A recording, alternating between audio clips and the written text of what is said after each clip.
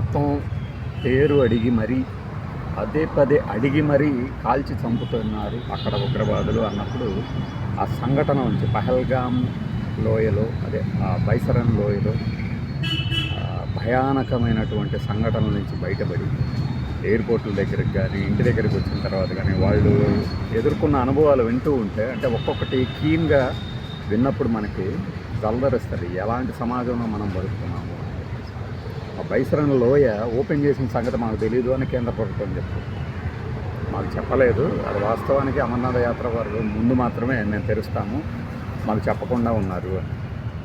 సరే, ఇంత పెద్ద ఇన్సిడెంట్ జరిగిన తర్వాత మూలాలు వెతకకుండా పైన ఏదో మేము పాకిస్తాన్ మీద యుద్ధానికి వెళ్ళిపోతాము, సర్జికల్ స్ట్రైక్స్ చేయాల్సిందే, ఇవన్నీ ఎమోషనల్ డైలాగ్స్ అయితే వీళ్ళు మన కావలికి సంబంధించిన మధుసూదన్ రావు గారి వైఫ్ చనిపోయిన వైఫ్ చెప్పడం చూస్తే బాధేస్తారన్నమాట. వాళ్ళు ఫైరింగ్ విని పారిపోదామని ట్రై చేస్తే అక్కడ కాశ్మీరీ శాల్వాలు అమ్మేవాడు లేదు ఇది కాశ్మీరీ ఉత్సవం అని చెప్పాడంటే వాడిని ఏం చేయాలి? వాడి సపోర్ట్ కూడా ఉందనే అనుకోవాలి కదా. ఆ దిశగా ఖచ్చితంగా ఎన్ఐఏ కానీ జమ్మూ కాశ్మీర్ పోలీసులు కానీ ఎంక్వైరీ చేస్తారు. చూడండి, నమ్మించి గొంతు కోయడం అంటారా, ఇలానే ఉంటుంది. మరి ఎవరైనా ఎందుకు వెళ్తారు కాశ్మీర్కి? మన టూరిస్టులు. అందుకే కదా వెంటనే అందరూ బుకింగ్స్ క్యాన్సిల్ చేసుకుంటున్నారు. ఇప్పట్లో మేము కాశ్మీర్ రామని చెప్తున్నారు.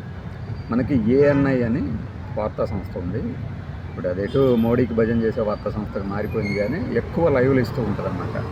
ఇంగ్లీష్ వార్తలు కానీ హిందీ వార్తలకు సంబంధించి ఇప్పుడు వరుసగా అది అప్లోడ్ చేస్తాం. చూడండి మీరు వీడియోలు. ప్రతి వాళ్ళు భయంతో అడిగి పదే గుచ్చి అడిగి మరి కాల్చి చంపారు. హిందూ అంటే చాలు చంపారు అన్నారు. ఇది ఎక్కడికి దారి తీస్తుంది? ఇప్పుడు దీనికి రిటాలియేషన్ అంటే మనం అవతల వాళ్ళ మీదకి వెళ్ళాలా?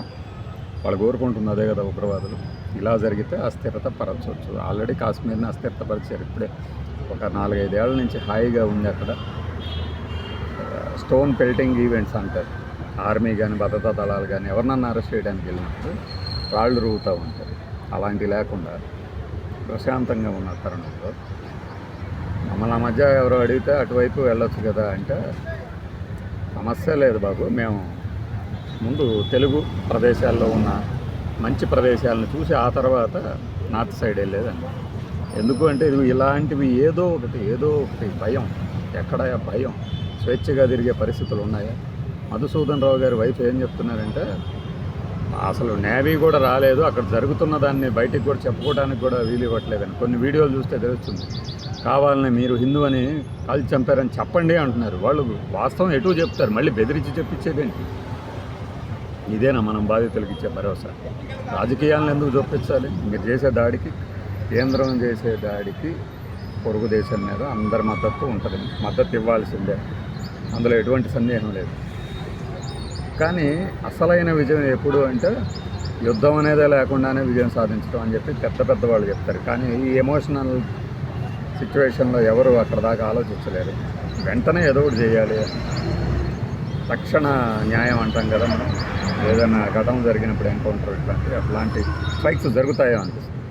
మీరు చిన్న బాబు, 5 ఏళ్ల బాబు, 10 ఏళ్ల బాబు, మిస్ యూ నాన్న అని నెల్లూరుకు సంబంధించిన కావలి మధుసూదన్ రావు గారి బాబు ఏడుస్తుంటే ఎలా ఉంటుంది? అది క్లీన్గా అబ్జర్వ్ చేయండి. ఊరికే ఒక న్యూస్ ఛానల్లో వేసేసారు, మనం చూసాము, ఇది జరిగింది అనుకుంటే ఎవరి మనసులకి తాకదు. బండబారిపోయిన చర్మాలు కదా మనది. అడిగి పేరు అడిగి మరీ చంపుతున్నారు అక్కడ అంటే అర్థం చేసుకోండి వాళ్ళ టార్గెట్ ఏంటి అని. ఇది ఎవరికి వ్యతిరేకంగా పెడుతున్నది కాదు, కానీ సిచ్యువేషన్. ఆ దాడిని ఖండించాల్సిందే, జాగ్రత్తగా బతకాల్సిందే. గొప్ప లీడర్లు చాలామంది వస్తారు, మృతుల కుటుంబాలను ఓదారుస్తూ రకరకాల ఎమోషనల్ డైలాగ్స్ పేలుస్తారు, కానీ వాస్తవం గుర్తెరగలరు. బై.